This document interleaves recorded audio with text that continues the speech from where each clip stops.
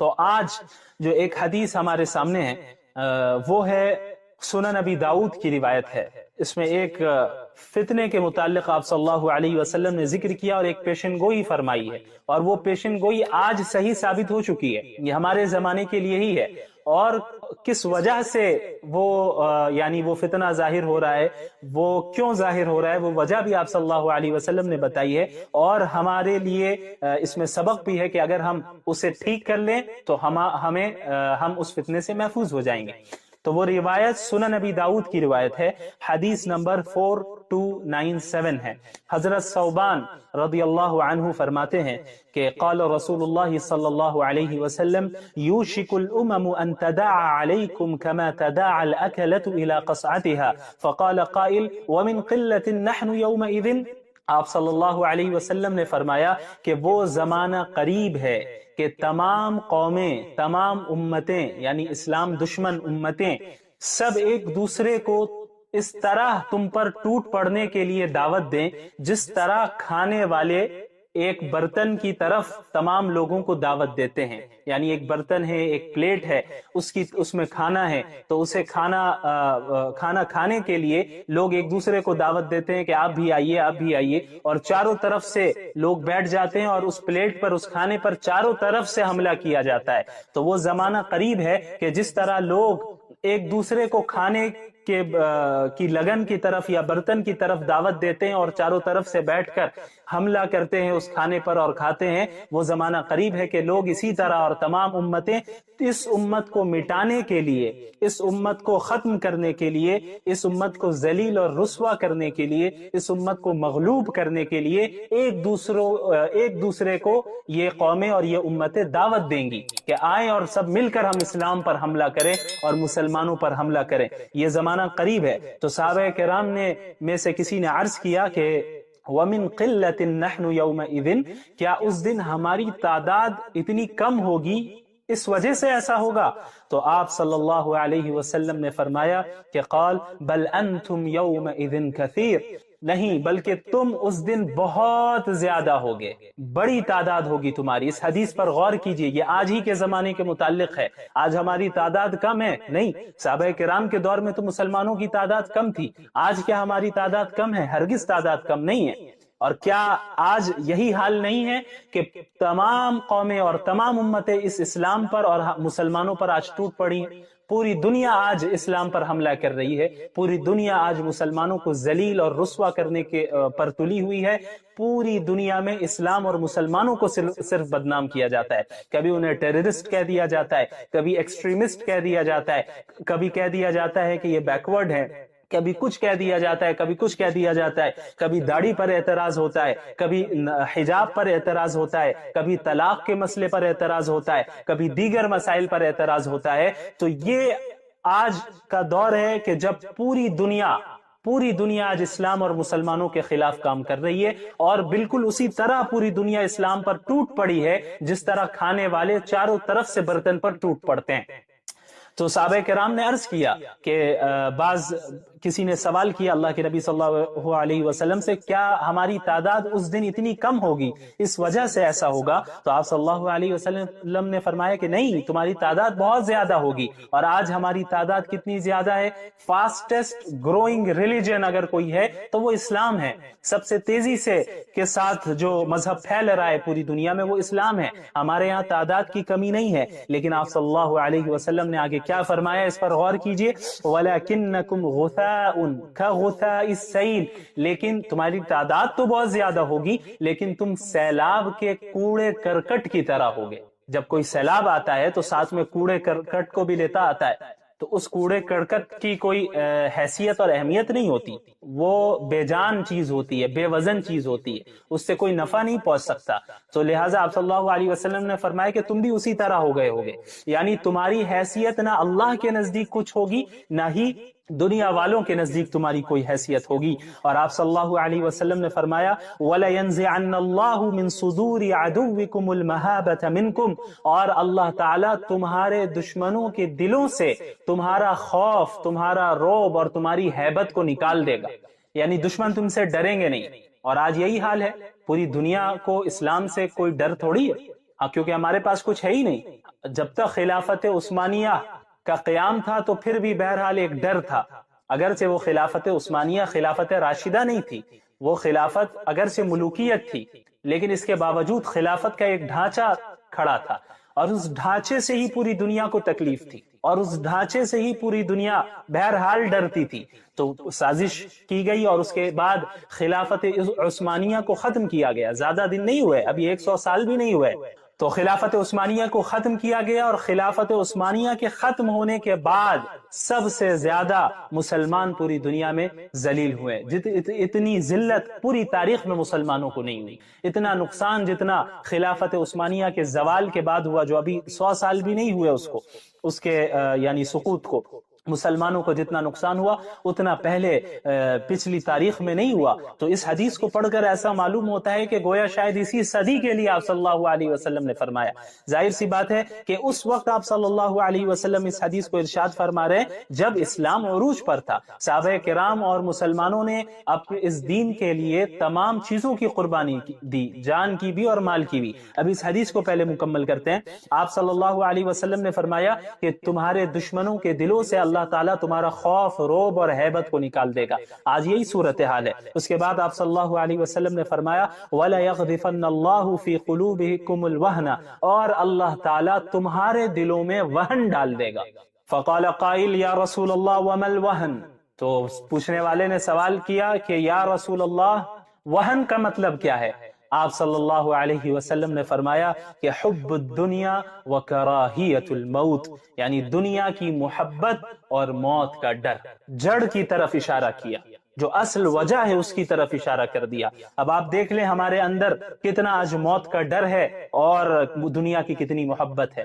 اچھا، کس سے آپ صلی اللہ علیہ وسلم ارشاد فرما رہے؟ صحابہ کرام سے. ظاہر سی بات ہے صحابہ کرام کے اندر یہ چیز داخل ہو، ایسا ہو ہی نہیں سکتا.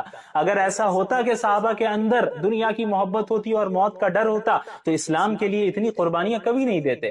بدر کے موقع پر 313 اپنے سے 3 گنا زیادہ طاقت کے سامنے کبھی نہیں جاتے، لیکن وہ گئے کیونکہ ان کے اندر موت کا ڈر نہیں تھا، اس کے علاوہ دنیا کی محبت نہیں تھی. تبھی انہوں نے ہجرت کی اور اپنے گھر کو، اپنے اہل و عیال کو اور اپنے مال اور جائیداد کو مکہ میں چھوڑ دیا اور پھر ہجرت کر کے آئے. تو اس وقت آپ صلی اللہ علیہ وسلم یہ بات ارشاد فرما رہے کہ جب یہ چیز واقع نہیں ہوئی تھی، اور ممکن ہے کہ کئی صدی بعد، بلکہ حقیقت ہے کہ کئی صدی بعد یہ چیز واقع ہوئی. جس طرح پوری امت پر، یعنی اس امت مسلمہ پر پوری دنیا ٹوٹ پڑی ہے، یہ چیز بعد میں واقع ہوئی. شروع میں تو اسلام کا عروج تھا، بالکل عروج تھا. تو آپ صلی اللہ علیہ وسلم نے پیشن گوئی فرمائی. تو صحابہ کو یقیناً تعجب ہوا کہ ایسا کیسے ہو جائے گا کہ ہمارے اندر یہ بیماری تو ظاہر سی بات ہے نہیں آ سکتی، صحابہ کرام کے اندر تو یہ بیماری نہیں آ سکتی.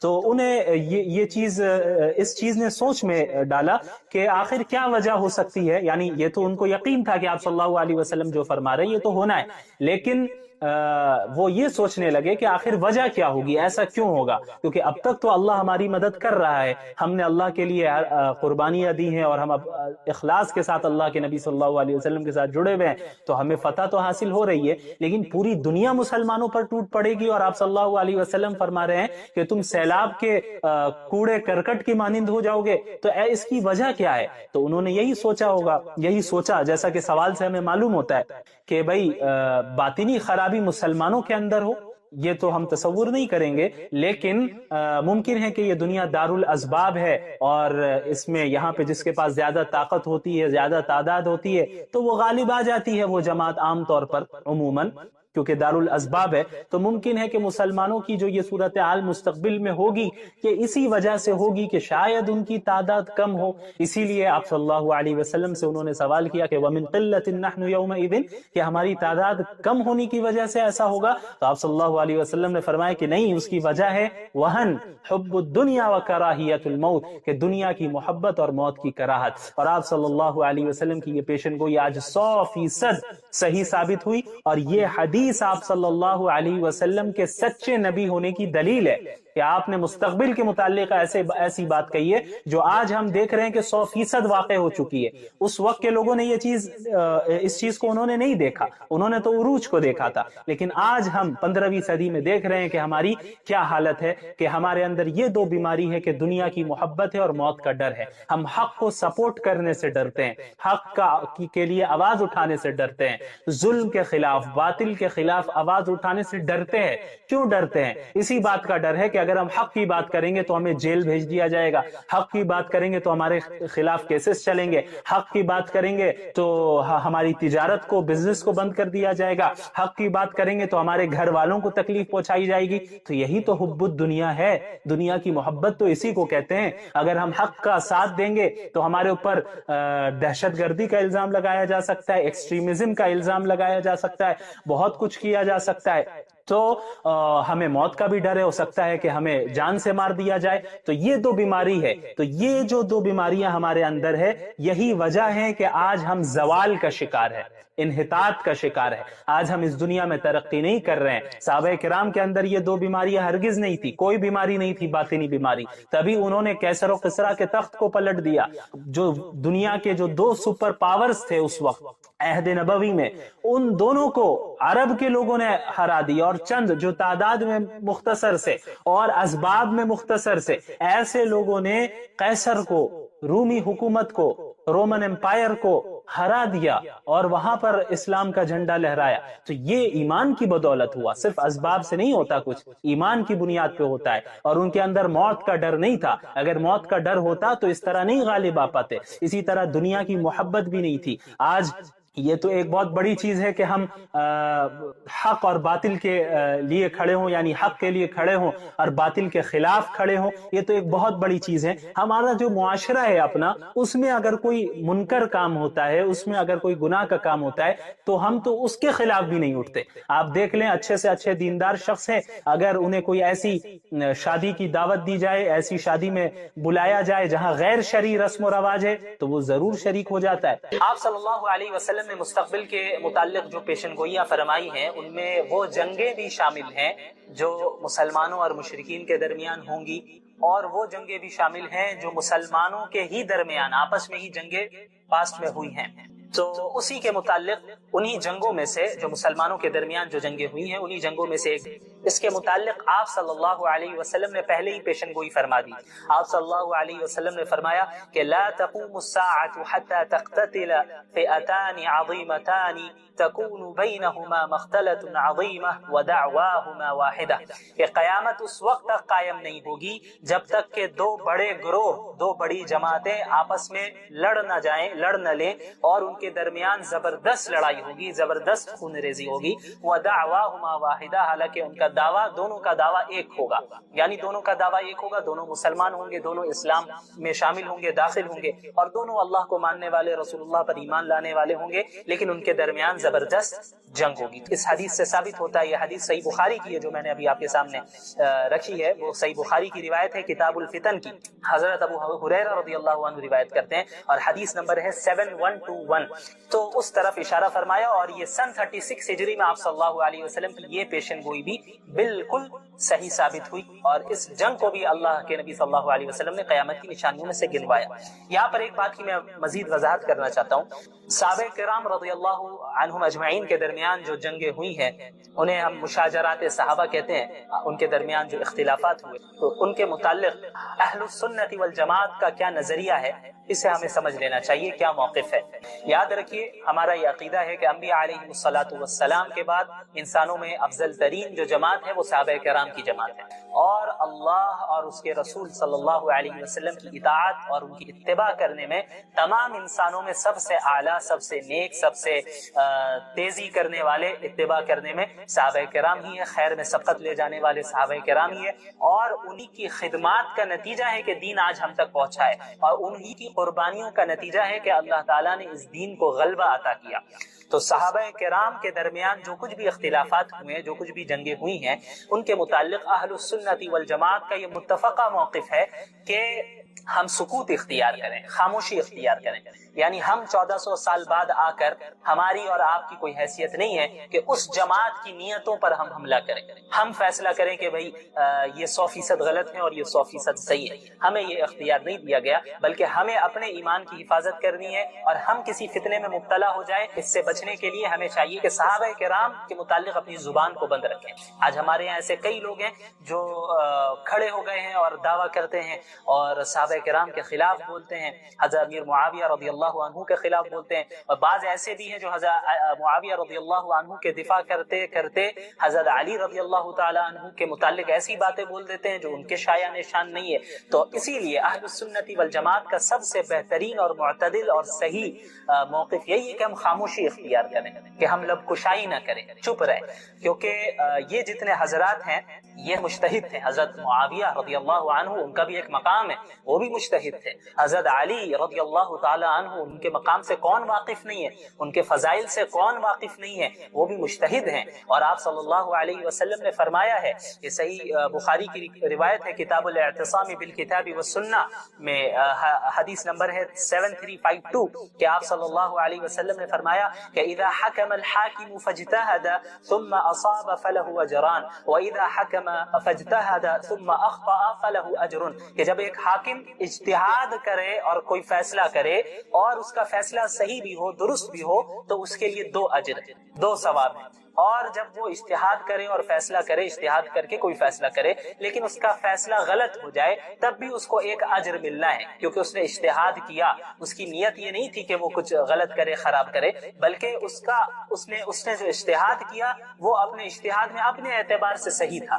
لیکن اگر حقیقت میں اس سے کچھ غلطی ہو گئی تو وہ اجتہادی غلطی ہو، یہ نہیں کہ نیتوں پہ ہم حملہ کرنے لگ جائے. تو یہ صحابہ کرام میں جو 2 گروہ بن گئے اور آپس میں جو جنگ ہوئی، لڑائی ہوئی، اگر ان 2 جماعتوں میں سے، ان 2 گروہ میں سے کسی ایک گروہ سے اگر کوئی خطا ہوئی ہے تو وہ اجتہادی خطا ہے، اس پر بھی انہیں 1 ثواب ملے گا. تو ہم اور آپ 1400 سال بعد اٹھ کر، میری اور آپ کی یہ حیثیت نہیں ہے کہ اس جماعت کے متعلق ہم ان پر اعتراض کریں، ان کی نیتوں پہ حملہ کریں. ایسے بھی لوگ ہیں جو علیاذ باللہ کھڑے ہو کر بعض صحابہ کرام کو منافق کہہ رہے ہیں. یہ بات کیسے صحیح ہو سکتی ہے جبکہ اللہ کے نبی صلی اللہ علیہ وسلم نے حضرت حسن رضی اللہ تعالی عنہ کے متعلق فرمایا، صحیح بخاری کی روایت ہے کتاب الصلح 2704 حدیث نمبر ہے کہ ان ابنی هذا سید ولعل الله ان يصلح بین فئتین عظیمتین من المسلمین، کہ یہ میرا بیٹا حسن یہ سید ہے، سردار ہے، اور اللہ تعالیٰ سے امید ہے کہ میرے اس بیٹے کے ذریعے اللہ تعالیٰ مسلمانوں کے 2 بڑے گروہ کے درمیان صلح کروائے گا. اور پھر ایسا ہی ہوا. جب آپ تاریخ کا مطالعہ کریں گے تو آپ کو معلوم ہوگا کہ حضرت علی رضی اللہ عنہ کے انتقال کی شہادت کے بعد حضرت حسن کے ہاتھوں پر مسلمانوں نے بیعت کی اور وہ 2 گروہ اسی طرح قائم رہے. حضرت معاویہ رضی اللہ عنہ کا جو گروہ ہے وہ بھی اسی طرح قائم رہا. یہاں حضرت علی کی شہادت ہوئی تو اس کے بعد خلیفہ مقرر کیے گئے حضرت حسن، لیکن حضرت حسن رضی اللہ تعالی عنہ نے حضرت معاویہ سے صلح کر لی اور حضرت معاویہ کے ہاتھوں پر رضی اللہ عنہ کے ہاتھوں پر بیعت کر لی. اور اس طرح جو 2 گروہ بن گئے تھے مسلمانوں میں وہ ایک ہو گئے اور متحد ہو گئے، جس کی پیشن گوئی آپ صلی اللہ علیہ وسلم نے بہت پہلے کر دی تھی کہ اس بیٹے کے ذریعے، میرے اس بیٹے کے ذریعے اللہ تعالیٰ مسلمانوں کے من المسلمین، اس پہ غور کیجئے، مسلمانوں کے 2 بڑے گروہوں کے درمیان صلح کروا دے گا. تو اللہ کے نبی صلی اللہ علیہ وسلم دونوں گروہ کو مسلمان کہہ رہے ہیں، دونوں کو مسلمانوں میں شامل کر رہے ہیں. تو جن کے متعلق اللہ کے نبی صلی اللہ علیہ وسلم نے گواہی دے دی کہ وہ مسلمان ہیں، تو ہم 1400 سال بعد اٹھ کر ہم یہ کہیں علیاذ باللہ کہ نہیں ایک گروہ منافق تھا، تو یہ بدبختی کی علامت ہے. ہمیں اس سے دور رہنا چاہیے. اور خصوصاً عوام کو تو میں یہی کہنا چاہوں گا جو عام مسلمان ہیں، انہیں چاہیے کہ ان موضوعات سے، ان ٹاپک سے دور رہیں، ان چیزوں میں لگے جن سے آپ کا عملی فائدہ ہو، آپ کی زندگی میں کوئی فائدہ ہو، عمل میں کوئی فائدہ ہو، اس میں اضافہ ہو، آپ کی آخرت بنے. اس کے علاوہ اگر آپ ان مسائل میں الجھ گئے، ان ٹاپکس میں الجھ گئے اور خدا نہ خواستہ صحابہ کرام کے متعلق لب کشائی کرنے لگ گئے تو یہ بڑے خطرے کی بات ہے. ہو سکتا ہے جو بھی ایسا کرے اس کی آخرت جو ہے برباد ہو جائے. تو اس لیے ہمیں سکوت اختیار کرنا ہے. سکوت مطلب خاموشی اختیار کرنی ہے. اہل السنت والجماعت کا نظریہ ہے. یہ ایک مستقل الگ ٹاپک ہے، اس میں انشاءاللہ کبھی ہم تفصیل سے بات کریں گے مزید دلائل کی روشنی میں کہ اہل السنت والجماعت کا جو یہ نظریہ ہے یہی کیوں صحیح نظریہ ہے اور دیگر جو نظریات ہیں جو ایک طرفہ نظریات ہیں وہ غلط کیوں ہیں. ہم دلائل کی روشنی میں بات کریں گے، لیکن اس ٹاپک کا اس سیریز سے کوئی خاص تعلق نہیں ہے، تو اس لیے ہم اس میں ڈیٹیل میں نہیں جائیں گے. بس ہمیں اس واقعے سے، اس حدیث سے اتنا بتانا مقصد ہے ہمارا کہ اس جنگ کے متعلق بھی آپ صلی اللہ علیہ وسلم نے جس طرح پیشن گوئی فرمائی تھی، ٹھیک اسی طرح یہ جنگ واقع ہوئی، اور اس جنگ کو بھی قیامت کی نشانیوں میں اللہ کے نبی صلی اللہ علیہ وسلم نے گنوایا. یہ علامت ظاہر، چاہے وہ قیامت کی علامات صغرا سے ان کا تعلق، چھوٹی علامتیں، یا پھر وہ قیامت کی بڑی علامتیں کیوں، یعنی جنہیں ہم علامات کبرا کہتے ہیں. احادیث کا وہ جس میں آپ صلی اللہ علیہ وسلم قیامت کی نشانیوں کے متعلق بات کی، علامات کبرا کے متعلق بات کی، علامات صغرا کے متعلق بات کی، اور مختلف فتنوں کے متعلق بات کی. فتنہ کسے کہتے ہیں؟ فتنہ عربی زبان میں آزمائش کو، ٹرائل کو فتنہ بولتے ہیں. اس کا پلورل فارم جو ہے، اس کی جمع ہے فتن. اسی لیے آپ نے سنا ہوگا کہ کتاب الفتن یعنی فتنوں کا باب کی کتاب، یعنی محدثین نے اپنی حدیث کی کتابوں میں ایک باب یہ بھی قائم کیا، ایک چیپٹر یہ قائم کیا جس کا نام انہوں نے رکھا کہ کتاب الفتن یا باب الفتن یا کتاب والملاحم. ملحمہ کہتے ہیں بڑی جنگ، گریٹ وار کو ملحمہ، اور اس کا پلورل فارم ہے، اس کی جمع ہے ملاحم. تو کتاب الفتن والملاحم یا کتاب الفتن کہا جائے یا احادیث فتن کہا جائے، اس سے مراد وہ احادیث ہیں جن میں آپ صلی اللہ علیہ وسلم نے مستقبل کے تعلق سے، فیوچر کے تعلق سے پیشن گوئیاں کی اور پریڈکشنز کہ یہ فتنے، یہ آزمائشیں وجود میں آئیں گی اور یہ علامتیں ظاہر کی. تو بہرحال اسے ہم کہتے ہیں احادیث فتن. اس کی بہت اہمیت ہے، خصوصاً آج کے 15ویں صدی میں رہ رہے ہیں، اور ہم جانتے ہیں کہ ہمارے ارد گرد بہت سے وجود میں آ چکے ہیں، اور جو دجالی فتنہ ہے اور دجالی فتنے ہیں ان کا بھی ہو چکا ہے، اور اس طرح ہو گیا ہے کہ وہ دجالی فتنے پوری دنیا میں پھیل گئے، اور اب بس انتظار ہے دجال کی شخصیت کے خروج کا، کہ اب بس اسی کا نکلنا باقی ہے. باقی آپ صلی اللہ علیہ وسلم نے قیامت کے متعلق جو چھوٹی نشانیاں بیان کی ہیں، جنہیں ہم علامات صغرا کہتے ہیں، نشانیاں چھوٹی نشانیوں میں ان کا شمار ہوتا ہے، انہیں ہم علامات صغرا کہتے ہیں. اور یہ علامات صغرا جو ہیں تقریباً 99% پوری ہو چکی ہیں آج کے میں ہیں. ہم اگر پیچھے اپنے دیکھیں، پوری تاریخ کو دیکھیں اور آپ صلی اللہ علیہ وسلم کی احادیث کو نظر رکھیں، تو ہمیں معلوم ہوتا ہے کہ جو علامات صغرا ہیں، چھوٹی نشانیاں ہیں، وہ تقریباً 99% پوری کی ہیں. اور ایک میں بڑے احتیاط کے ساتھ کہہ رہا ہوں کہ باقی اس کے بعد پھر علامات کبرا کا آغاز ہو. اور علامات کبرا کے متعلق آپ لوگ جانتے ہی ہیں، جو 10 بڑی نشانیاں ہیں قیامت کے متعلق، 10 بڑی نشانیاں ہیں کے متعلق آپ صلی اللہ علیہ وسلم نے فرمایا میں سے ایک نشانی بھی آ گئی تو اس کے بعد پھر جلدی پیدر پہ دوسری نشانیاں بھی آنے لگیں. تو ان احادیث کے اس پہلو کے متعلق ہمیں ایک چیز اور جان لینا چاہیے کہ یہ جو احادیث ہیں، جب آپ صلی اللہ علیہ وسلم مستقبل کے متعلق پیشن گوئی فرمائی یا کسی علامت کے متعلق بات کی، تو ظاہر سی بات ہے کہ آپ صلی اللہ علیہ وسلم جب اس حدیث کو بیان فرما رہے ہیں تو اس وقت تو وہ فتنہ یا وہ علامت تو ظاہر نہیں، ظاہر سی بات ہے وہ فیوچر کے متعلق پریڈکشن ہے، فیوچر کے متعلق پیشن گوئی تھی.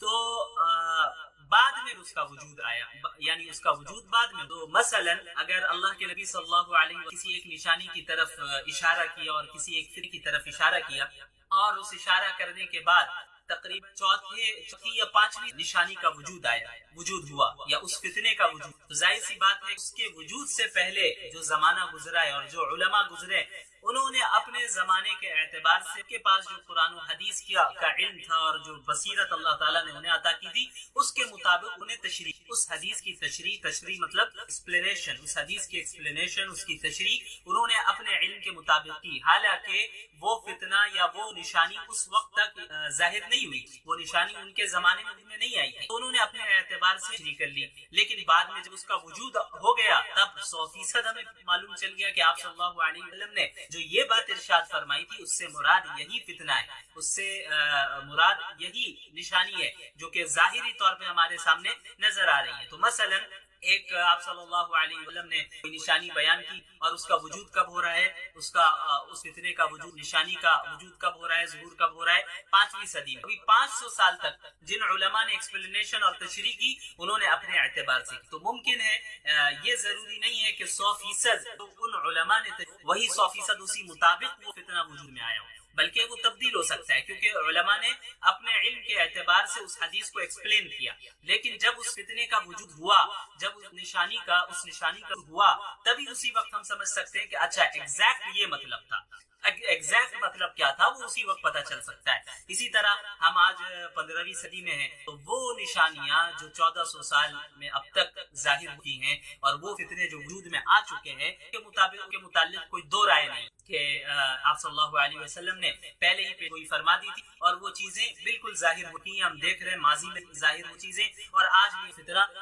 وجود میں آ چکے ہیں۔ لیکن بہت سی نشانیاں ایسی ہیں جو ہمارے زمانے میں بھی، آج 21 میں بھی ابھی ان کا وجود نہیں ہوا ہے، وہ نشانیاں نہیں آئی ہیں۔ جیسے اگزامپل کے طور پر آپ قیامت کی بڑی نشانیاں لے لیں، تو قیامت کی جو بڑی نشانیاں ہیں وہ ظاہر سی بات ہے ہمارے زمانے میں ابھی ظاہر نہیں ہوئی، وہ ان فیوچر ہوگی، وہ نشانیاں ظاہر ہوں گی۔ تو ان احادیث کو علماء کرام اپنے زمانے کے اعتبار سے بیان کرتے ہیں، لہٰذا اس میں علماء کے درمیان اس کی ایکسپلینیشن میں تھوڑا بہت اختلاف ہو جاتا ہے۔ مثلا آپ نے سنا ہوگا بہت سے لوگ کہ یاجوج ماجوج کے متعلق جب بات ہوتی ہے تو بعض لوگ کہ نہیں یہ جو یورپین کنٹریز کے لوگ ہیں، یا بعض کہتے ہیں یہ جو چائنا کے رہنے والے یہی لوگ یاجوج ماجوج ہیں، اور بعض کہتے ہیں کہ نہیں یہ صحیح معنی میں ایسے افراد ہیں جو ابھی بند ہیں اور وہ کہاں ہیں ہمیں نہیں معلوم۔ تو ایسی کے متعلق ہمارا کیا رویہ؟ ہمارا رویہ ہونا چاہیے کسی بھی ایک عالم تشریح کو لے کر دیگر تمام علماء کی رائے کی تردید نہیں کرنی چاہیے، کیونکہ اس کا تعلق فیوچر سے۔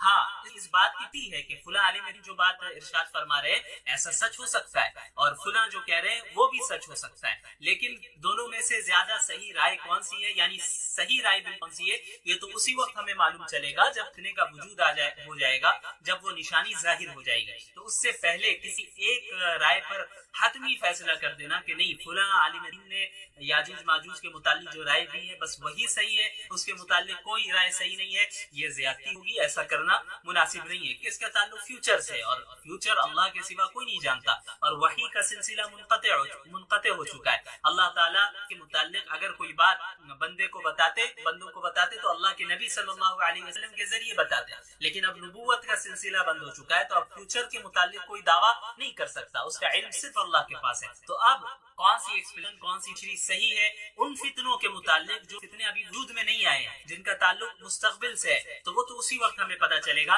لیکن ہم تمام علماء کے آراء کو اس کو ہم پاسبلٹی کے طور پر لے سکتے ہیں کہ فلاں عالم اس کے متعلق، اس نشانی کے متعلق یہ رائے ہے، اس بات کا امکان ہے کہ یہ بات صحیح، اسی طرح فلاں عالم کی یہ بات ہے، یہ رائے ہے، اس بات کا امکان ہے کہ رائے صحیح۔ ہاں ہم یہ کہہ سکتے ہیں سے زیادہ بیٹر اوپینین کون سا ہے، ان میں سے زیادہ بہتر رائے کون سی، ہم یہ تو کہہ سکتے ہیں، لیکن کسی ایک عالم دین کی رائے کو لے کر ہم اس طرح کا فیصلہ کیا، لیکن چند حضرات ہی تھے جو ان پر ایمان لائے، وقتی طور پہ باطل کو غلبہ تھا۔ حضرت لوط علیہ السلام، ان کی قوم نے ان کا انکار کیا، ماننے والے بالکل تھوڑے تھے، شہر کو چھوڑ کر جانا پڑا، وقتی طور پہ باطل کو غلبہ ملا۔ حضرت ابراہیم علیہ السلام، جنہیں اپنا گھر چھوڑ دینا پڑا، جنہیں اپنا شہر چھوڑ دینا پڑا، جنہیں اپنا ملک چھوڑ دینا پڑا، وقتی طور پہ لگا کہ باطل غالب آ رہا ہے۔ اور آپ آ جائیں حضرت عیسیٰ علیہ السلام میں، حضرت موسیٰ علیہ السلام تک، حضرت عیسیٰ علیہ السلام تک، تمام اولو العزم انبیاء علیہ السلام کے ساتھ یہی معاملہ رہا۔ جن حضرات نے، جن لوگوں نے حضرت عیسیٰ علیہ السلام کو قتل کرنے کی کوشش کی، ان حضرات کا گمان یہ ہے کہ انہوں نے حقیقت میں حضرت عیسیٰ کو قتل کر دیا ہے۔ وہ سمجھتے ہیں کہ ہم غالب آ گئے، لیکن حقیقت کیا ہے پوری دنیا پر اس وقت واضح ہوگی عملی طور پہ جب حضرت عیسیٰ علیہ السلام کا دوبارہ نزول ہوگا۔ محمد الرسول اللہ صلی اللہ علیہ وسلم کی زندگی کو دیکھیں، آپ صلی اللہ علیہ وسلم نے 13 سال مکہ المکرمہ میں اس طرح گزارے کہ بظاہر آپ صلی اللہ علیہ وسلم اور صحابہ کرام مغلوب رہے، طرح طرح کی تکلیفوں کو جھیلنا پڑا، مشقتوں کو جھیلنا پڑا۔ حضرت سمیہ رضی اللہ عنہا کو کس طریقے سے شہید کیا گیا، کس بے دردی کے ساتھ، ہم سب جانتے ہیں۔ حضرت بلال رضی اللہ عنہ کو کس طریقے سے تپتی ہوئی ریت پر لٹا کر شدید دھوپ میں، سخت گرمی میں، بھاری چٹان کے بوجھ کو برداشت انہیں کرنا پڑا، اور پھر اس بھاری چٹان کے بوجھ کے ساتھ ساتھ کوڑوں کی تکلیف کو برداشت کرنا پڑا۔ یہ ساری چیزیں ہوئیں، بظاہر لگا کہ باطل غالب آ رہا ہے۔ اسی لیے قرآن کریم میں بھی اللہ رب العالمین نے بیان کیا کہ جب بسا اوقات ایسے حالات آتے ہیں کہ مومنین جو اہل حق ہیں ایسی آزمائش سے گزرتے ہیں کہ مومنین بھی اور انبیاء تک یہ کہہ دیتے ہیں متی نصر اللہ، آخر اللہ کی مدد کب آئے گی، اللہ کی مدد کب آئے گی، الا ان نصر اللہ قریب، یقیناً اللہ کی مدد قریب ہے۔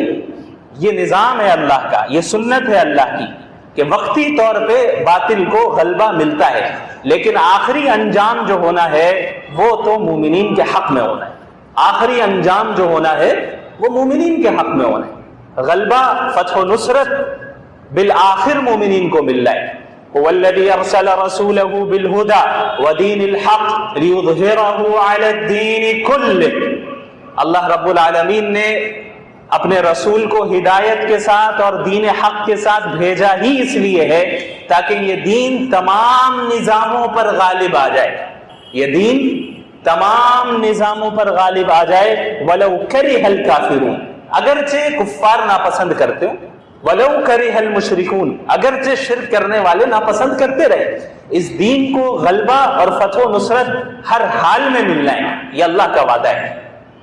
لیکن حق اور باطل کے اس ٹکراؤ میں بندوں کی آزمائش ہوتی ہے، حق کی نصرت، حق کی مدد، حق کو فتح تو ملنا ہے، لیکن اب وہ افراد کون ہوں گے، وہ لوگ کون ہوں گے جو اس حق کا ساتھ دینے والے ہوں گے، یہ اصل امتحان ہے، یہ اصل امتحان ہے۔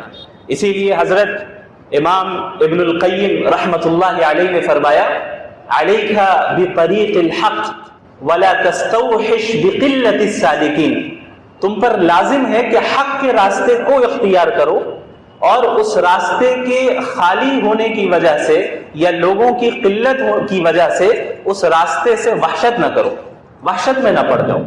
تم جب حق کے راستے میں چلو گے تو وہاں تمہیں آس پاس لوگ بہت تھوڑے نظر آئیں گے، تنہائی میں اگر آپ رات میں کسی ایسے راستے سے گزرے جہاں لوگ نہیں ہیں، آپ تنہا ہیں یا دو چار ہی افراد ہیں، تو ایک وحشت محسوس ہوتی ہے اس راستے میں۔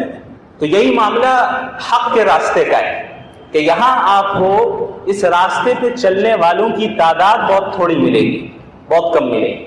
اور اس کے مقابلے میں ابن قیم رحمۃ اللہ علیہ نے فرمایا ایاک وطریق الباطل ولا تغتر بکثرت السالکین، اور تم پر لازم ہے کہ تم باطل کے راستے سے اپنے آپ کو دور رکھو اور اس راستے میں کثرت سے، لوگوں کی کثرت سے دھوکے میں نہ پڑ جاؤ۔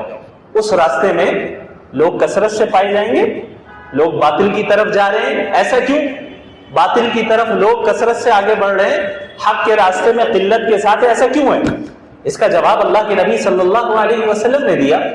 اللہ کے نبی نے فرمایا کہ جب اللہ رب العالمین نے حضرت جبریل علیہ السلام کو بھیجا، انہیں جنت بھی دکھایا اور جہنم کو بھی دکھایا، تو حضرت جبریل علیہ السلام نے کہا کہ یا اللہ، یہ جنت ایسی جگہ ہے کہ یہاں کون نہیں آنا چاہے گا، اور جہنم ایسی جگہ ہے کہ یہاں کون آنا چاہے گا۔ اللہ نے انہیں کہا کہ دوبارہ جائیے، اب جنت کے راستے کو دیکھیے اور جہنم کے راستے کو دیکھیے۔ حضرت جبریل نے جب دونوں کے راستے کو دیکھا تو اللہ سے فرمایا کہ یا رسول اللہ، جنت کون جا پائے گا؟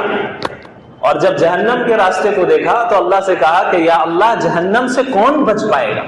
کیوں؟ کیونکہ حفت الجنت بالمکارہ وحفت النار بالشہوات، کہ جنت کو تکلیف دہ چیزوں سے، ناپسندیدہ چیزوں سے، ایسی چیزوں سے گھیر دیا گیا ہے اس کے راستے کو جو چیزیں انسانی طبیعت پر بار بنتی ہیں، اور جہنم کے راستے کو شہوات سے، ڈیزائر سے گھیر دیا گیا ہے۔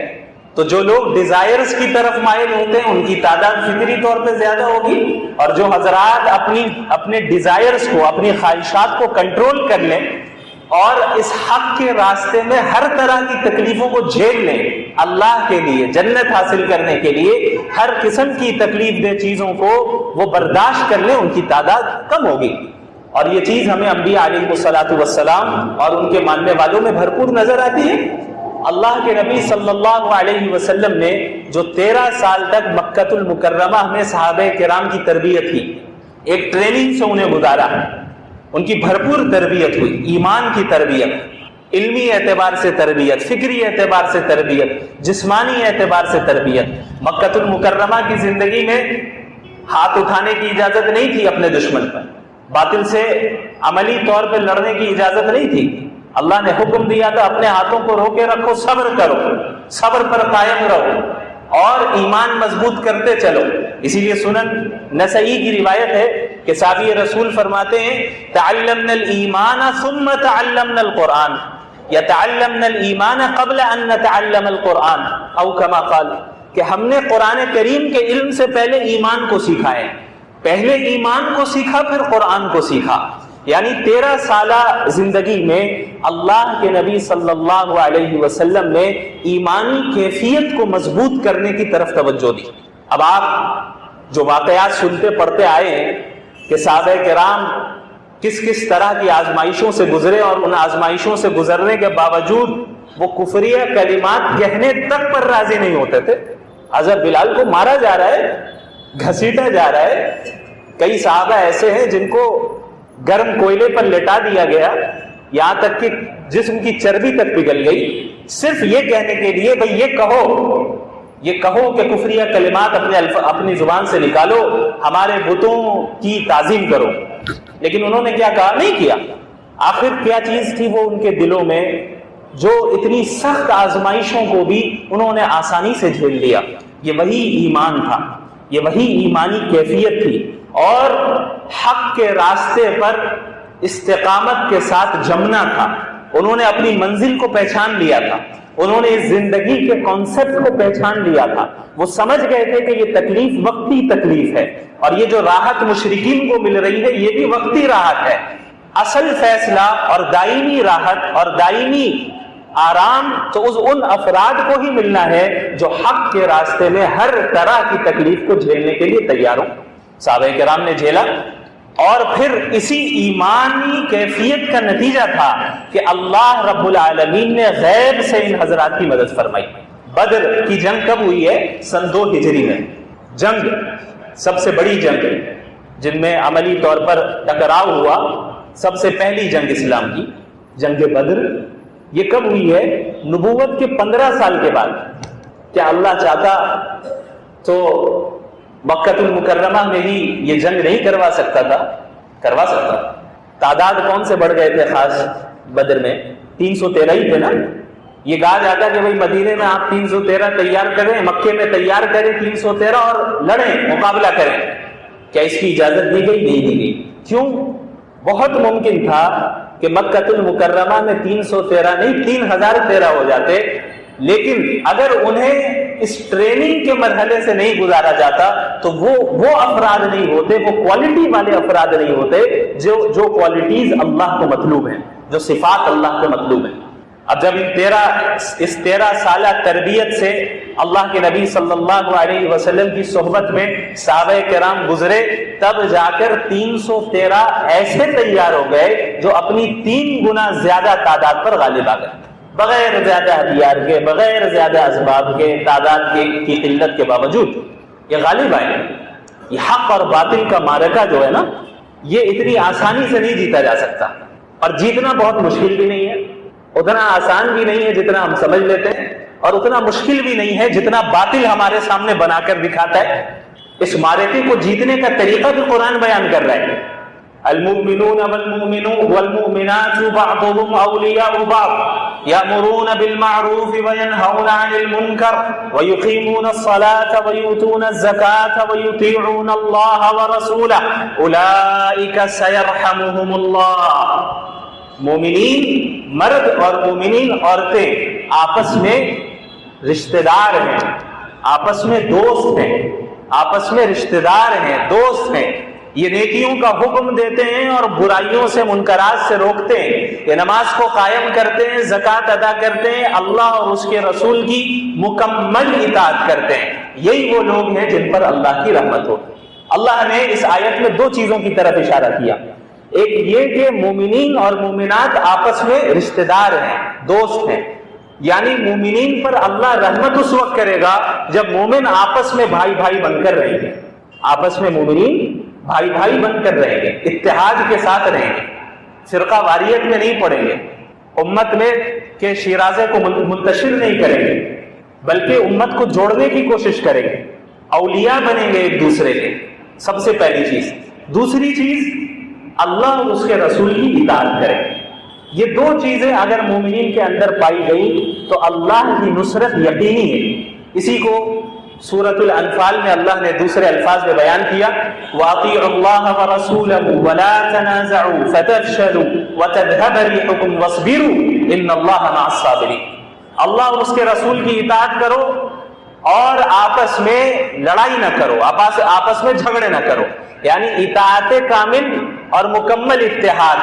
یہ دو چیزیں اگر تمہارے اندر پائی جا رہی ہیں تو پھر اللہ کی مدد ہے۔ اور اگر تم آپس میں لڑائی میں پڑ جاؤ گے، آپس میں لڑو گے، تو اس کا نتیجہ کیا ہوگا؟ فتفشلوا، تم بزدل پڑ جاؤ گے، وتذهب ريحكم واصبروا، اور تمہاری ہوا اکھڑ جائے گی، تمہارے قدم اکھڑ جائیں گے، تم باطل کے سامنے ٹک نہیں پاؤ گے، باوجود اس کے کہ حق تمہارے ساتھ ہوگا، لیکن اللہ کی نصرت کے اب تک مستحق نہیں ہو پاؤ گے جب تک تم ان دونوں چیزوں کو اختیار نہ کر لو۔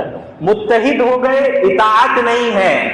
اس چیز کو یاد رکھیے گا، بہت سے لبرل سیکولر آپ کو اسی دھوکے میں مبتلا کرتے ہیں۔ وہ اتحاد کا نعرہ تو لگائیں گے لیکن اطاعت رسول کا نعرہ نہیں لگائیں گے۔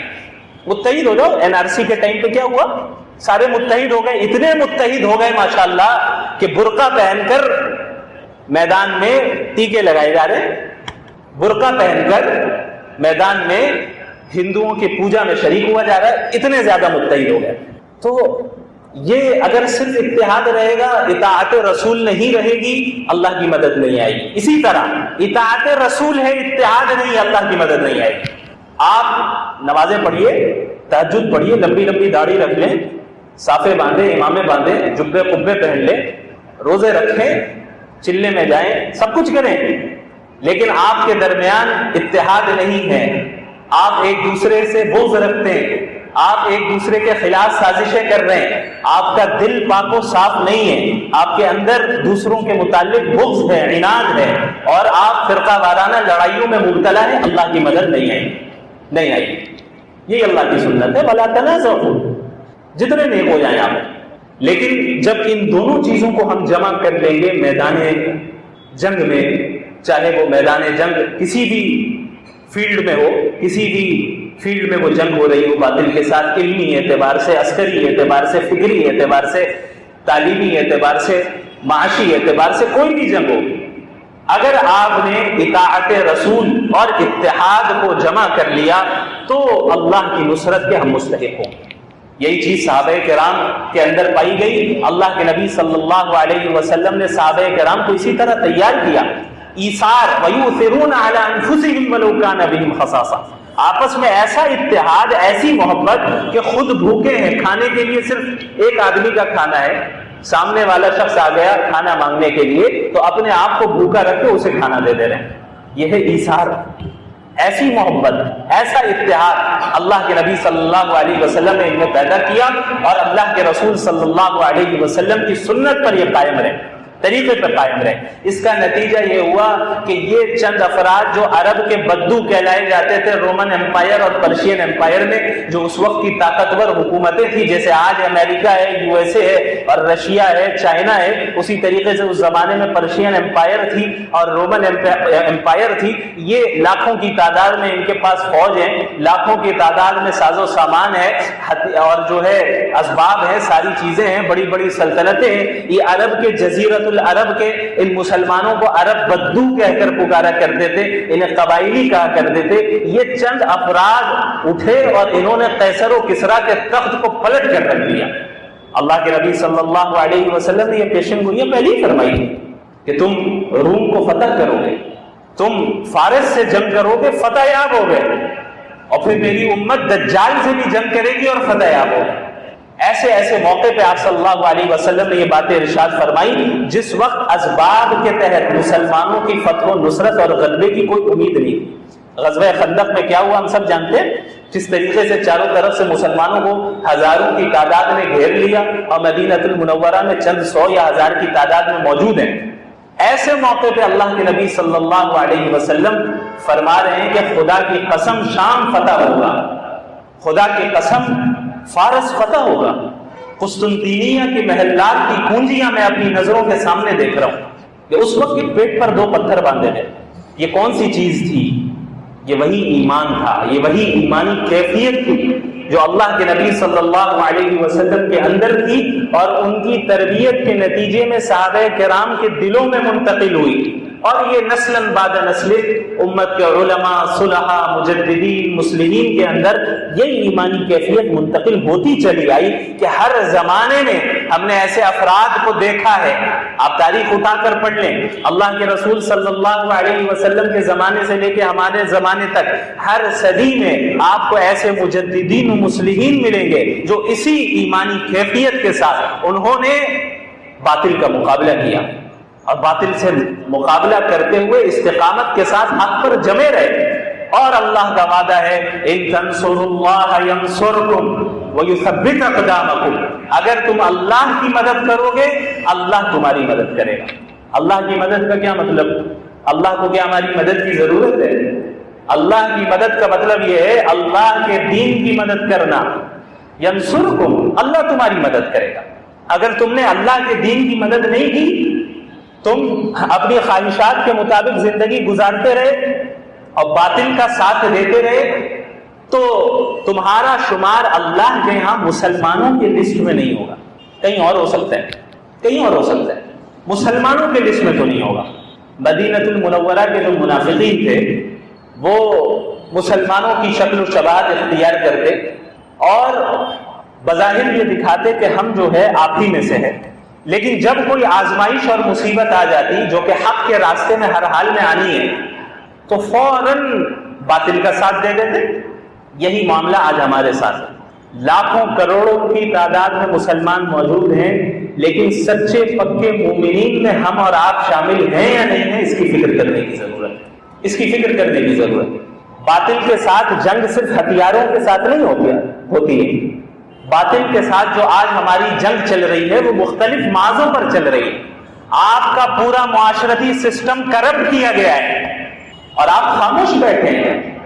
آپ کے گھروں میں اللہ کی نافرمانی ہو رہی ہے، آپ ان سے جنگ نہیں کر پا رہے ہیں. آپ نے اپنے خاندانی نظام اور معاشرتی نظام تک کو کھو دیا. ابھی پرسوں ہی مولانا کے ساتھ ایک شادی ہال کے پاس سے گزرنا ہو رہا تھا، یہ میں نے کل بھی بتایا مسجد میں. ماشاءاللہ دوپٹے پہن کر خواتین اور الحمدللہ کرتے پیجامے پہن کے مرد سڑک پہ کھلے عام ناچ رہے ہیں. مسلمان کی شادی ہے. یہ وہ حضرات ہیں جو جمعے کے دن ٹوپی پہن کر مسجد میں آئیں گے، جمعہ پڑھیں گے اور رات میں جا کے ناچیں گے. اب آپ بتائیے کہ اگر ہم اور آپ اس طرح کے اعمال اختیار کر رہے ہیں، کیا ہم مسلمان ہیں؟ میں اس مسلمان کی بات کر رہا ہوں جو قرآن بیان کرتا ہے. فتویٰ ہٹا دیجئے، ایمان آپ کے دل میں ذرہ برابر ہے تو آپ مومن ہیں، یہ الگ معاملہ ہے. لیکن جو مومن اور مسلم سے جو مطلوب ہے، قرآن نے جو مطالبہ کیا ہے، اللہ کے رسول نے جو مطالبہ کیا، کیا ہم مسلمان ہیں؟ غور کیجئے.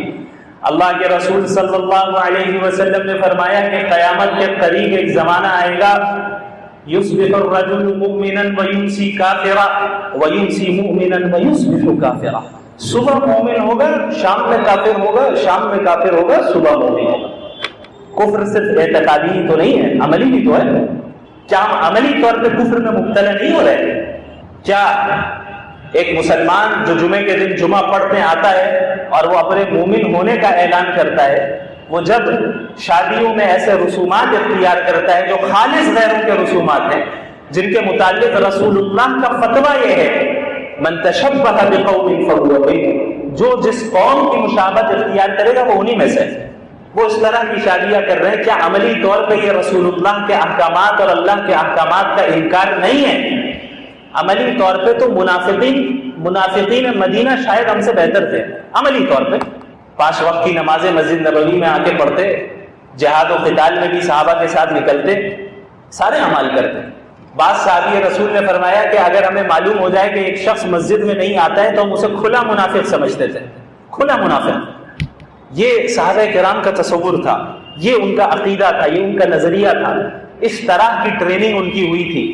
جب اللہ کے نبی صلی اللہ علیہ وسلم کے مکمل سنت پر مسلمانوں نے عمل کیا ہے، تب جا کر اللہ کی فتح و نصرت آئی، اور ایک لمبے عرصے کے بعد آئی، قربانیاں دینے کے بعد آئی، فری میں نہیں آ گئی۔ اگر محض اذکار کرنے سے اور نماز پڑھنے سے اور دعا کرنے سے کوئی فرق ہو جاتا تو اللہ کے نبی صلی اللہ علیہ وسلم غار حرا میں تو عبادت کر ہی رہے تھے نا، غار حرا سے نکلنے کی کیا ضرورت تھی؟ وہیں بیٹھ کر ضربے لگاتے لا الہ الا اللہ کی، دعائیں پڑھتے، وظیفے پڑھتے۔ ہم نے تو بس دعاؤں کو اور وظیفوں کو ہی دین سمجھا ہوا ہے، وہی نماز پڑھتے، تہجد پڑھتے، باہر نکلتے